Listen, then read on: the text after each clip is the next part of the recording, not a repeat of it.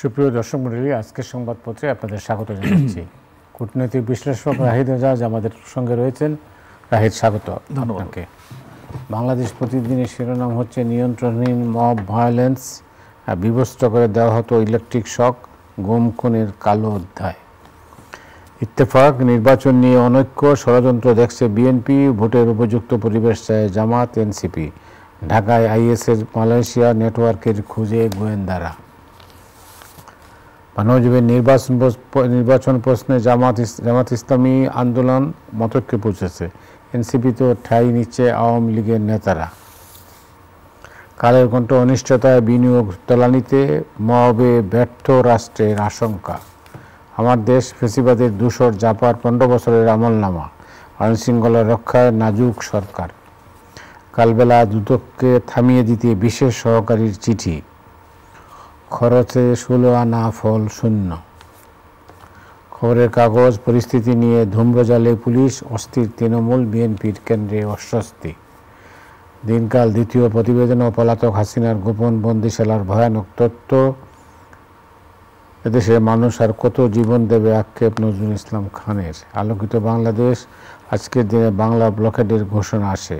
ক্লাসে পড়ালেখা কম, কোচিং প্রাইভেটে দৌড়াচ্ছে শিক্ষার্থীরা। করতোয়া হাসিনার বন্দিশালা ভয়ানক, বিগত 15 বছর বগুড়াকে বঞ্চিত করা হয়েছে, আগামীতে বঞ্চিত হবে না। ইত্তেফাকের শিরোনামটা দিয়ে আলোচনা করি। আলোচনাটা শুরু করতে চাই এই কারণে যে ইত্তেফাক এটা নির্বাচন প্রশ্নে একটা লিড আইটেম করেছে, সেটা হচ্ছে নির্বাচন নিয়ে অনৈক্য। এবং নিশ্চয়ই আপনি জানেন যে অনৈক্যটা জামাত ইসলামীর বক্তব্যটা সামনে আসায় এইটা নিয়েই বেশ আলোচনা হচ্ছে।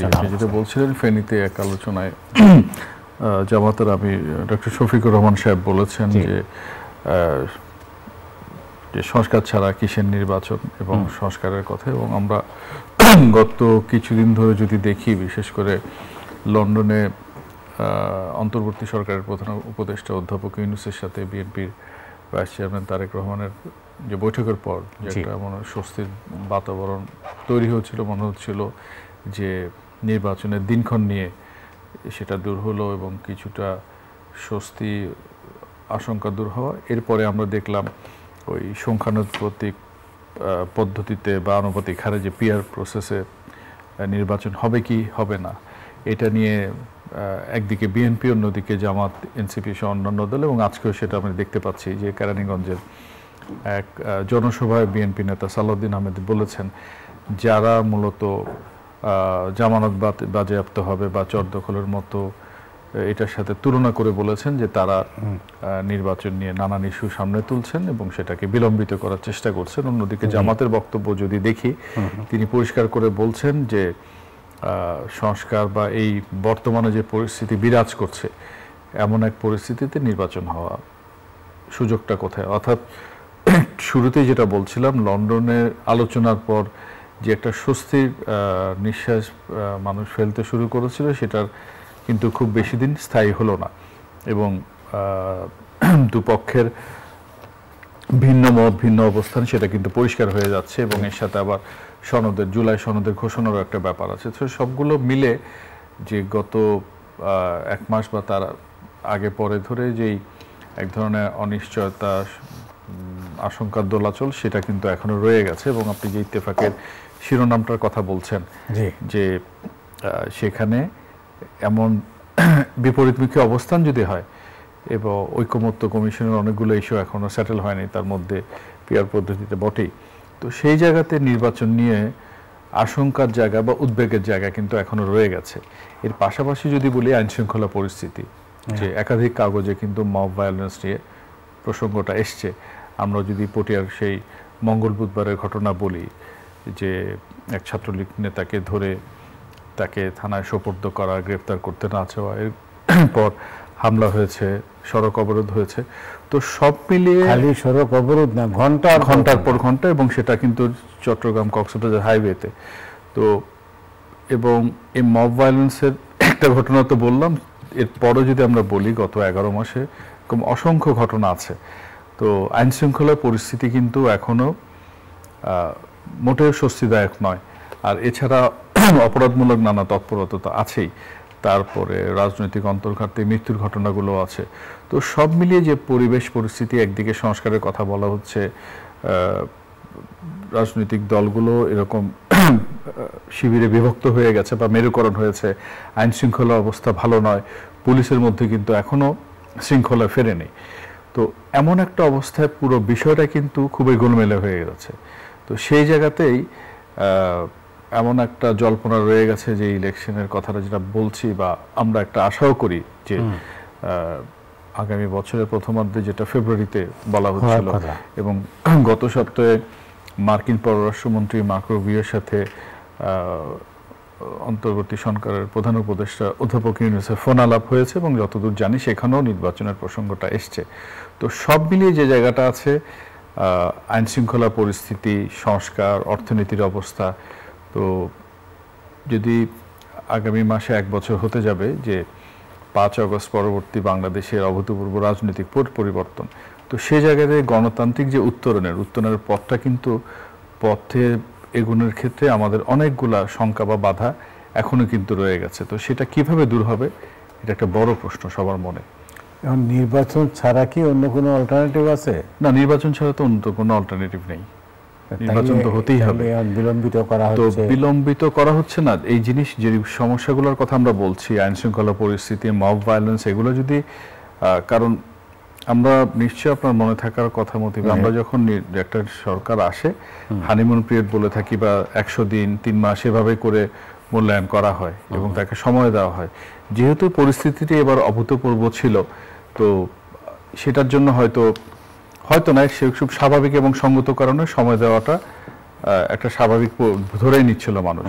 কিন্তু সেটা করতে করতে 1 বছরের মাথায় এসেও যদি আপনি ঠিকঠাক না হয়, আর আপনি যখন নির্বাচনের কথা বলছেন, তো নির্বাচন করতে হলে আইন শৃঙ্খলা রক্ষা, আইন শৃঙ্খলা সামাল দেওয়া এবং তার সাথে পুলিশ, এই বিষয়গুলো কিন্তু অঙ্গাঙ্গিভাবে জড়িত। আমাদের দেশের অন্তত দক্ষিণ এশিয়ার যে কাঠামো, সেই কাঠামোতে পুলিশই এই কাজগুলো করে। তো পুলিশকে যদি আপনি সুসংগঠিত না করেন, পুনর্গঠন না করেন, তার মোরাল যদি ফিরিয়ে না আনেন, তাহলে আপনার পক্ষে ভালো নির্বাচন করা সম্ভব কিনা, সেই প্রশ্নগুলোও কিন্তু রয়ে যাচ্ছে। তো সব মিলিয়ে যে কথাটা আবার রিপিটেশন হয়, আমি যদি ফেব্রুয়ারিকে ধরে নেই, হাতে তো সময়টা খুবই কম, মাত্র 8 মাস। এই 8 মাসেও উত্তরণের চিন্তাটা কি এবং আশু করণীয় ঠিক করা, সেগুলো কিন্তু বোধহয় খুব জরুরি হয়ে দাঁড়িয়েছে। নির্বাচন প্রশ্নে বা নির্বাচনের ব্যাপারে এখনো কোনো নির্দেশ বা কি? হ্যাঁ, সেটা তো গত সপ্তাহে প্রধান নির্বাচন কমিশনার সংবাদ সম্মেলন করে বলেছিলেন। ওনার সাথে প্রধান উপদেষ্টা যে আলাপটা হয়েছে, সে আলাপে ওনাদের প্রস্তুতি নিয়ে জানতে চেয়েছেন, কিন্তু সময়সীমা নিয়ে। যেহেতু ওই বৈঠকের পর, লন্ডন বৈঠকের পর একটা খুব স্বাভাবিক সঙ্গত বিষয় হচ্ছে টাইম ফ্রেমটা, সেই টাইম ফ্রেম নিয়ে যে আলোচনা হয়নি, তিনি কিন্তু সেটা বলেছেন।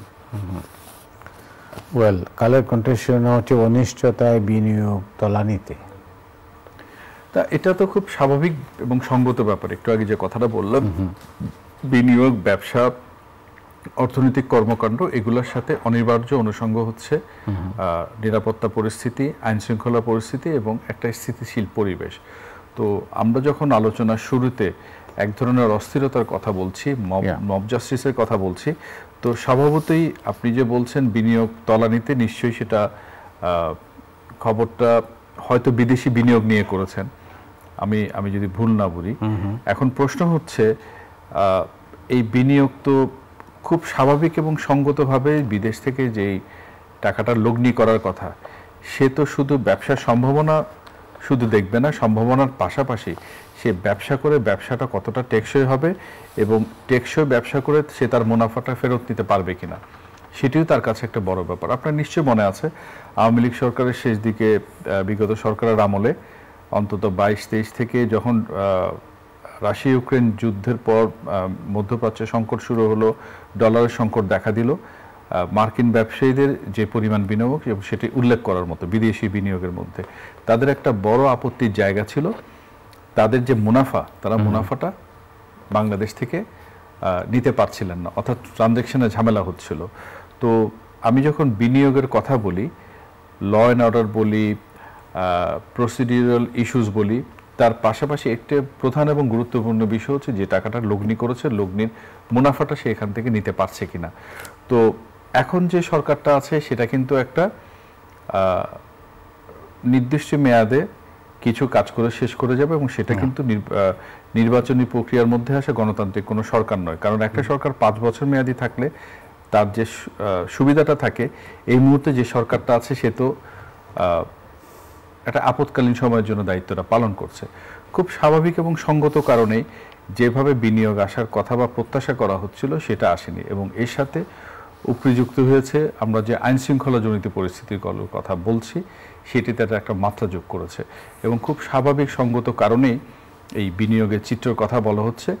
এটি খুবই অনিবার্য বলে মনে করি। এখানে একটা প্রাসঙ্গিকভাবে বলি, সম্প্রতি বাইরে থেকে আসা দূরপ্রাচ্যের একটা দেশের একটা প্রতিনিধি দলের সঙ্গে আমার কথা বলার সুযোগ হয়েছিল ঘরোয়া পরিসরে। তো সেখানে তারা বাংলাদেশের পরিস্থিতি, রাজনৈতিক পরিবেশ বা উত্তরণ কি হতে পারে, পরবর্তী সরকার আসলে তার অগ্রাধিকার কি ইত্যাদি বলতে আলোচনাকালে প্রাসঙ্গিকভাবে সেই দেশের প্রতিনিধিরা জানতে চাচ্ছিলেন, কারণ তাদের দেশে এখানে উল্লেখযোগ্য পরিমাণ বিনিয়োগ আছে অবকাঠামো খাতে। তো তারা জানতে চাচ্ছিলেন যে নির্বাচনটা কবে কখন হবেন, কারণ তাদের ভাষ্য অনুযায়ী তাদের যে ব্যবসায়ীরা গত বেশ কয়েক বছর ধরে কাজ করছেন, আগ্রহ নিয়ে আসছেন, তারাও কিছুটা উদ্বেগ এবং উৎকণ্ঠার মধ্যে আছেন যে এইরকম পরিবেশ যদি বজায় থাকে তাহলে তাদের পক্ষে নতুন করে কাউকে আকৃষ্ট করা সম্ভব হবে কিনা, এটি একটি বড় প্রশ্ন হয়ে দাঁড়িয়েছে। এখন যেটা হচ্ছে যে আপনি নিশ্চয়ই লক্ষ্য করেছেন যে আজকে যে অন্যান্য কাগজে যেটা ছাপাইছে, এই যে যেটা নিয়ে আমরা আলোচনা করছিলাম 2 দিন আগে, যেটা নিয়ে হয় যে আপনার লক্ষ্য করবেন যে এখন এই মুহূর্তে মানুষের মাঝে যে অস্বস্তি দূর করার ক্ষেত্রে সরকারের যে উদ্যোগ বা সরকারের তৎপরতা সেটা কিন্তু অনেকটাই অনুপস্থিত। মানুষের মাঝে কি আছে, এদিকে আবার নির্বাচন অনুষ্ঠিত হচ্ছে। তা আমরা আসলে যাব কোথায়, আমাদের ঠিকানাটা কি, গন্তব্য কি? না, আমাদের গন্তব্য কি মানে আমরা যে অবস্থার যে একটা প্রত্যাশা থেকে বা আকাঙ্ক্ষা থেকে তো জুলাই আগস্টে এই পরিবর্তন এসেছিল, এবং সেখানে যেমন ছাত্ররা সামনে এসে দাঁড়িয়েছিল, রক্ত ঝরিয়েছিল, নানা শ্রেণী পেশার মানুষ একটা প্রত্যাশা থেকে যে বিগত সরকার ছিল সেই সরকারের পতনের দাবিতে, এবং একটা স্বপ্ন বা প্রত্যাশা ছিল পরিবর্তনের। তো সেই পরিবর্তন বলুন, আকাঙ্ক্ষা বলুন, যে এখান থেকে এসছে, খুব স্বাভাবিকভাবে আমি আপনাকে যে কথাটা বলছিলাম যে নির্বাচিত সরকার আসলে যেটুকু সময় দেওয়া হয় তার চেয়ে বেশি মানুষ ধরেই নিয়েছিল যে বিরাট একটা পরিবর্তনের মধ্যে দিয়ে দেশ যাবে, তো সেই জায়গায় তাদেরকে কিছু ছাড় দেওয়া উচিত, এবং সঙ্গত স্বাভাবিক কারণে সেটা হয়েছে। এবং আপনি যদি মনে করেন রমজানের ঈদ যেটা হয়েছে সেটাতে দেখুন পণ্যমূল্যের আমরা যদি তুলনা করি, স্ট্যাটিস্টিক্স দেখি, আগের 2-3 বছরের চাইতে তুলনামূলকভাবে বাজারটা সহনীয় ছিল। এই সিন্ডিকেটের দৌরাত্ম্য বলেন, মানুষ আসছে পৃষ্ঠে চিড়েচেপটা হওয়া, সেটি হয়নি। ঈদে বাড়ি যাওয়া এবং বাড়ি থেকে ঢাকায় ফিরে আসা, সেটিও কিন্তু নির্বিঘ্ন হয়েছে। তো সব মিলিয়ে মানুষের মধ্যে এক ধরনের স্বস্তি ছিল, কিন্তু পরবর্তীতে দেখা গেছে সেই স্বস্তিটা কিন্তু আর টিকে থাকেনি। এই মুহূর্তে চালের দাম বাড়ছে, আবার বাজার চড়া হচ্ছে। তো সব মিলিয়ে যে প্রত্যাশা বা আকাঙ্ক্ষা নিয়ে যেটা হয়েছিল, আর আপনি যেটা বলছেন যে অনেক কিছুতে সরকারের কাছে যে প্রত্যাশা বা আকাঙ্ক্ষা সেটা তারা পূরণ করতে পারছে না। তারপর নির্বাচনকে ঘিরে, গণতান্ত্রিক উত্তরণকে ঘিরে তো অনিশ্চয়তা আছে। তাহলে আমরা যাব কোথায়? তার মানে কি এক বছর ঘুরতে না ঘুরতে হতাশার বৃত্তে আমরা আবার ঘুরপাক খাবো, এমন একটা প্রশ্ন চলে আসছে। তো মানুষকে নিয়ে সবকিছু করা, এবং মানুষই তো এটার পিছনে ছিল, অভ্যুত্থান বলেন, আন্দোলন বলেন। তো সেই জায়গায় মানুষকে যদি আমি অগ্রাহ্য করি বা তাদের আকাঙ্ক্ষা চাহিদাগুলোকে আমলে না নেই, সেটা তো নিশ্চয় সুখকর কোনো বিষয় না। কাজেই সরকারের উচিত হবে এই যে মব জাস্টিস বলুন, ল অ্যান্ড অর্ডার বলুন, এই জায়গাগুলোতে যত দ্রুত সম্ভব পরিস্থিতি সামাল দেওয়ার জন্য উদ্যোগী হওয়া, কার্যকর এবং জোরালো পদক্ষেপ নেওয়া। এর পাশাপাশি আপনি সংস্কারের কথা আমরা বলছি, নির্বাচনের কথা বলছি, আরেকটা বিষয় কিন্তু আমাদের ভুলে গেলেই চলবে না। যখন আমরা 1 বছর পূরণ হতে যাচ্ছে 5ই আগস্ট ছাত্র গণ অভ্যুত্থানের, সেই অভ্যুত্থানে যেসব মানুষ প্রাণ দিয়েছিল, আহত হয়েছিল, যে পরিবারগুলো আজকে সবচেয়ে পর্যুদস্ত, তো সেই পরিবারগুলো তাদের তো একটা সুবিচার পাওয়া উচিত। সেই বিচারের বিষয়টা যাতে আমরা ভুলে না যাই। অর্থাৎ আমি বলতে চাচ্ছি, আপনি আশুকরণীয় যেমন করবেন, উত্তরণ করবেন, পাশাপাশি যে বিচারের প্রক্রিয়া থেকে যেন আপনি সরে না যান। তো কোনোটাই কিন্তু হেলাফেলা করে দেখার সুযোগ নেই, এবং হচ্ছে না বলে মানুষের মধ্যে হতাশা আছে। তো মানুষের যে হতাশাটা আছে, সেই হতাশাটাকে অ্যাড্রেস করা আমি মনে করি সরকারের বিশেষ গুরুত্ব দিয়ে দেখা উচিত, বিশেষ করে 1 বছরের দ্রাণ প্রান্তে যখন আমরা উপনীত হয়েছে। ধন্যবাদ। জাতিসংঘে বাংলাদেশ বলেছে 1.5 বছরে 1,18,000 রোহিঙ্গা পালিয়ে এসেছে। রোহিঙ্গা, হ্যাঁ, জাতিসংঘ বলছে, কারণ এটা তো নতুন কিছু না। আমরা নিশ্চয় জানি যে মিয়ানমারের সামরিক সরকারের বিরুদ্ধে আরাকান আর্মি সহ পিপল ডেমোক্রেটিক ফ্রন্ট, অর্থাৎ বিরোধীদের যে অ্যালায়েন্স, সে অ্যালায়েন্স বিভিন্ন জায়গায় সেনাবাহিনীর সাথে লড়াই সংগ্রাম করে চালিয়ে যাচ্ছে দৌর্দণ্ড প্রতাপে, এবং রাখাইন রাজ্য এখন আরাকান আর্মির দখলে। তো এই যে আরাকান আর্মি সেনাবাহিনীর সাথে, তাদের দেশের সেনাবাহিনীর সাথে লড়াই করছে, এতে করে কিন্তু রোহিঙ্গাদের ভাগ্যের কোনো পরিবর্তন হয়নি। আমি কালকে বোধহয় একটা দেখছিলাম, মংডু শহরে 2টা মসজিদ আরাকান আর্মি দখল করেছে। কাজেই যে ফিগারটা বলা হচ্ছে যে 1,18,000 বোধহয় আপনি বলছেন, যে প্রতিনিয়ত রোহিঙ্গারা ক্রস করে কিন্তু এখানে আসছে। আমরা যখন রোজার ঈদের রমজানের সময় জাতিসংঘ মহাসচিব এই দেশ বাংলাদেশ সফরে এসেছিলেন, কক্সবাজারে শিবিরে গেছেন, তখন তার সঙ্গে আলোচনার সময় আমাদের একটা আশা ছিল যে খুব শীঘ্রই রোহিঙ্গা প্রত্যাবাসন হয়তো আমরা শুরু করতে পারবো। কিন্তু বাস্তবে যে অবস্থা রাখাইনে বিরাজ করছে, তা কিন্তু মোটেই যে প্রত্যাবাসনের উপযোগী নয়। এই যে 1,18,000 রোহিঙ্গার পুনরায় বাংলাদেশে চলে আসা, পুনরায় না, নতুন করে আসা, তাতে কিন্তু এই ইঙ্গিতেই দেখ, যতই আমরা স্বপ্নের কথা বলি, অঙ্গীকারের কথা বলি, রোহিঙ্গার প্রত্যাবাসনটা কিন্তু শুরু করার কোনো সুযোগ অন্তত দেখা যাচ্ছে না এই মুহূর্তে। আলোচনা সভায় প্রেস সচিব, 15 বছরের সাংবাদিকতার তদন্ত হবে জাতিসংঘের তত্ত্বাবধানে। হ্যাঁ, এই বিষয়টা নিয়ে নিউজ রুমে আলোচনা হচ্ছিল যে জাতিসংঘের তত্ত্বাবধানে সাংবাদিকতার বিষয়টা তদন্ত করবে। জিনিসটা আমার কাছে খুব পরিষ্কার, এর আগে শুনি, আমার কাছে খুব পরিষ্কার না। হয়তো অবজেক্টিভ জার্নালিজমের কনটেক্সট থেকে বলছেন। যদি আলোচনাটা বোধহয় আজকে হয়েছিল ব্রডকাস্ট জার্নালিস্ট, তাই তো, বিজিসি ব্রডকাস্ট জার্নালিস্ট সেন্টারের একটা অনুষ্ঠান, তো সেখানে তিনি বলছেন, জিনিসটা আমার কাছে খুব নতুন মনে হয়েছে যে এই বিষয়টায় তদন্তর, মানে আমরা কি, মানে আমাদের প্রশাসন কি ব্যর্থ হচ্ছে? ব্যাপারটা তো তাই দ্বারা, আমরা যদি অন্যের দ্বারস্থ হই, তাতে তো এটা বোঝাই যাচ্ছে যে আমরা এই কাজটা করতে পারছি না বলেই আমরা অন্যের দ্বারস্থ হচ্ছি। আমরা নিশ্চয়ই জানি যে জাতিসংঘ একটা ফ্যাক্ট ফাইন্ডিং মিশন কাজ করেছিল, একটা রিপোর্টও দিয়েছিল জুলাই আগস্টের নৃশংসতা বিষয়ে, এবং ওই রিপোর্ট দেওয়ার আগে গত বছর জাতিসংঘের মানবাধিকার কমিশনের হাই কমিশনার বাংলাদেশে এসেছিলেন, এবং তখন থেকে একটা আলোচনা ছিল যে জাতিসংঘের একটা দপ্তর হবে। তো ওই দপ্তর যখন এখানে হবে, সেখানে তো অনেক রকম আজকে হেফাজতে ইসলাম একটা বক্তব্য দিয়েছে যে তারা বলছে যে আমাদের যে সংস্কৃতি, আমাদের ধর্ম, আমাদের যে শিক্ষা, সেই মূল্যবোধ বিরোধী কোনো কাজ তারা মেনে নেবেন না, এবং সেই জন্যই তারা মনে করেন যে জাতিসংঘের দপ্তর কোনোভাবেই তারা বাংলাদেশে অ্যালাউ করবেন না। যদি আমরা জানি যে সম্প্রতি অন্তর্বর্তী সরকারের যে উপদেষ্টা পরিষদের সভা, সে সভার পরে কিন্তু আইন উপদেষ্টা বলেছেন যে মোটামুটি একটা নীতিগত অবস্থান সরকারের, যে তাদেরকে 3 বছর মেয়াদি, যদিও আমি যেটা জেনেছি 3 বছরের মেয়াদে দেওয়া হবে, কিন্তু 2 বছরের মাথায় সেটা পুনর্মূল্যায়ন করা হবে। তো হেফাজতের এই যে স্টেটমেন্টটা, সেটিকে খুব জোরালো মনে হচ্ছে। তো সেই জায়গাতে এখন সরকার যে সিদ্ধান্তটা নিয়েছেন, সেই সিদ্ধান্তটা এই স্টেটমেন্টের পরে সরকারের প্রতিক্রিয়া কী হয়, সেটা বোধহয় আমাদের একটু অপেক্ষায় থাকা উচিত যে সরকার এরপর কী প্রতিক্রিয়া দেন। কারণ একটা নীতিগত সিদ্ধান্ত যে নিয়েছেন, তারা তো এটা ঘোষণাও করেছেন যে তারা দপ্তরটা খুলবেন, এবং সেই দপ্তরটা 3 বছর মেয়াদি হবে, যেটা 2 বছরের মাথায় গিয়ে তারা পুনর্মূল্যায়ন করবেন। আপনি জানেন নিশ্চয়ই, মালয়েশিয়াতে 36 জন বাংলাদেশি জঙ্গি সন্দেহে গ্রেপ্তার হয়েছে, অভিযান হয়েছিল, সেই অভিযানের বেসিসে ধরা পড়েছে। সেখানে মালয়েশিয়াকে তদন্ত করতে সহযোগিতা করবে ঢাকা, মানে বাংলাদেশ। একটা স্টেটমেন্ট আজকে পররাষ্ট্র মন্ত্রণালয় দিয়েছে এবং তারা বলছে এই ঘটনার পরপরই, গত শুক্রবার যখন অ্যানাউন্সমেন্টটা হয় তার পরপরই বাংলাদেশ মিশন যোগাযোগ করেছিল।